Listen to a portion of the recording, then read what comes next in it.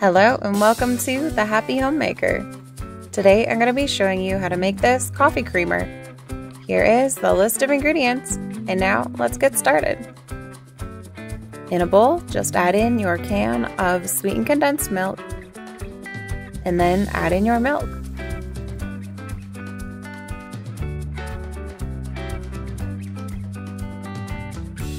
And once that's added, just give it a stir. You can kind of feel the texture of the condensed milk from the bottom and just mix it until it's all smoothed out.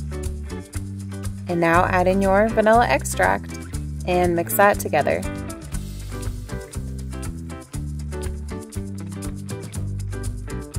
Now I'm just going to be adding this to a 1 liter mason jar and then adding on the lid.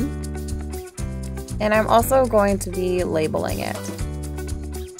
I'm starting to have a lot of different things in my fridge, so I have to start labeling it because everyone just keeps asking, what is this? So I'm just labeling this with the date as well, and I'm using the date that expires on my milk. And who doesn't like a label anyways?